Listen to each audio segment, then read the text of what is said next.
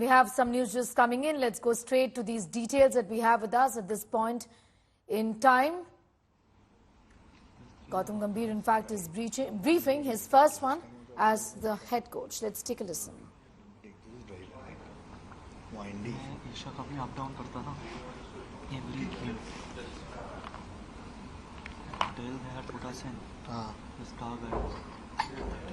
I don't think it will go down. Cameras, are we rolling?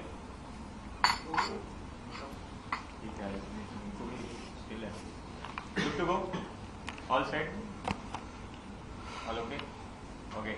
Guys, first of all, thank you for coming. We have with us our head coach, Mr. Gautam Gambhir, and the chairman of the selection committee, Mr. Ajit Agarkar. Before we continue, I request you all to put your phones on silent. If you wish to ask a question, please raise your hand and please let us know who the question is directed to and the concerned address the answer. Please put your phones in silent. We'll take one question at a time. Please raise your hands. Who wants to go first? Please. All right, my colleague Nitin is getting us more details. So we have Gautam Gambhir as holding a first press conference as the coach for the first time ever. This comes obviously at a time. I mean, why Surya was made the captain? Because he's one of the deserving candidates. Yeah, one we know. I've been around the group over the last year. You get feedback from the dressing room a lot. He's got a good cricket brain. He's still one of the best T20 batters in the world. One of the main issues obviously was you want a captain that's going to or likely to play all the games. I mean, we think he's a deserving candidate, and hopefully we'll see over time how he develops into the role. But as regards to Hardik, I mean, he's still a very important player for us, and that's what we want him to be, that player that he can be, because those sorts of skill sets are very difficult to find what he has. Fitness obviously has been a challenge for him over the last few years, and that then it becomes a little bit more difficult for, say, a coach or even us as selectors, when you're trying to. Now we've got a bit more time till the next T20 World Cup, where we can look at a few things. It's not rushed at the moment, and we want him to be, as like I said, he's an important player for us, and hopefully his performances are more important, and that was the thought behind it. Yeah, I mean, the fitness is a clear challenge, and we want someone who's likely to be available more often than not. And look, again, after saying all that, we think Surya's got the necessary necessary qualities that you need to succeed as a captain. Ajit, in this selection, two vice captains have been superseded, Hardik obviously and KL Rahul. Is it not the logical succession plan has not happened? Can you explain? And Gautam, welcome. Thank you. And anything you tell me about your approach that you are going to be as a coach? You want to answer the question? Yeah, I wasn't there when KL was superseded, so it wasn't me. No, I wasn't selected then, firstly. And I just explained the reasons behind what we're looking at. We've got a little bit more time now since I've come, there's been a 50-over World Cup, almost followed by the T20 World Cup at that point. We've seen, and like I said, fitness is a concern. Not just that, I mean, we also feel that Surya has the necessary qualities to be a good captain. Hopefully, we see that over time. 2 years is a long time, so at least it gives us a bit more of a chance to try and look at some things differently. And the main thing is we want guys who are available all the time here. And in this way, we also feel we can manage Hardik a little bit better. Because, like I said, he's an important player for us. We've seen even in this World Cup, when his performances, both with the bat and the ball, are important, and that is more important to the team than anything else. Yeah. So, yeah, we speak to every player. Yeah, he's been part of the team anyway. It's not like he's been left out. So, no, we speak to every player, if their roles are changed, and yeah, he's been spoken to. Look, from my point of view, pretty simple. I think important is to give players the freedom. I think that's what I absolutely believe in, and not have a relationship which is of a head coach and a player. I think for me, the best relationship is a relationship which is built on trust, and that is going to be very important. I can promise guys that I think the most important thing for me is that they will always have my back. And I've always said that a happy dressing room is a winning dressing room, and happy and secure dressing room. So that's my responsibility alongside the entire support staff to make it a happy and a secure dressing room. And that's about it. I think for me, I think I don't complicate too many things, and neither do I want to complicate, because one thing we need to be clear that I think I'm taking over a very, very successful team. A T20 World Champion, I think runner-ups in World Test Championship and runner-ups in 50 over World Cup. So it's not that it's not a successful team. So yes, I think it's big shoes to fill, but then looking forward to it. Gautam, can you tell us about your working relationship with the BCCI Secretary, Virat Kohli? How did this entire appointment came into being? Can you explain us? No, I think I've got a fabulous relationship with him.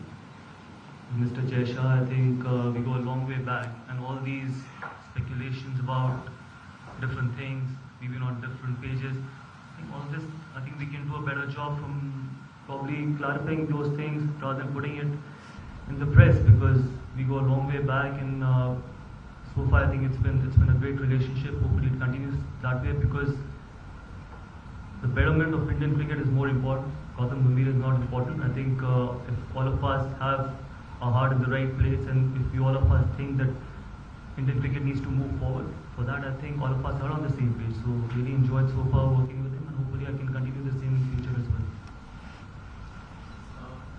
Either of you can answer it or both. As players, both of you suffered from selectorial apathy at times and bounced back magnificently. In this case, players like Sanju, Abhishek, and Rutu being omitted from certain squads. Were they spoken to, and how would you put an arm around their shoulder, and because they would obviously feel a little bit hard done by. I mean, every player who's left out feels hard done by. Our challenge is to pick only 15. You try and get the best balance possible. So someone's likely to miss out.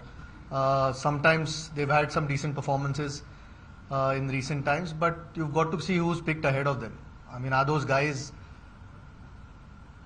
not deserving of their place? If that's the thing, then there is things to discuss. But at this stage, I mean, we had an opportunity to give some of those guys, a go in the Zimbabwe series, which was good. So we have enough depth. If tomorrow there's loss of form from the players that are playing, or there are injuries, but it's tough. I think Rinku, for no fault of his, missed out from the World Cup. It's an example. He had a terrific T20 leading up to the World Cup, but it's sometimes just the way it goes. Unfortunately for us as well, it's difficult to fit everyone in the 15. And as tough as it is for the player, that's generally a life of a player. Yeah? That's why when you get an opportunity, you try and put up performances. So as soon as somebody who's ahead of you is not quite up to the mark, or there's an injury there, you're ready to pick. And you could take a lot of names. You've taken 3 names, but there are a lot of names, and it's tough on them. But that's just the reality. Yeah? We can only pick 15. What about Ravindra Jadeja in 48? Is he not going to be the part again, or his best? Yeah, I think it would have been really, pointless to take both him and Akshar for this short series. We know what Jaddu's done. He's had a terrific World Cup, 50 over World Cup. So, no, not at all dropped. I think all options are open, but either of them wouldn't have played all 3 games if we'd taken both.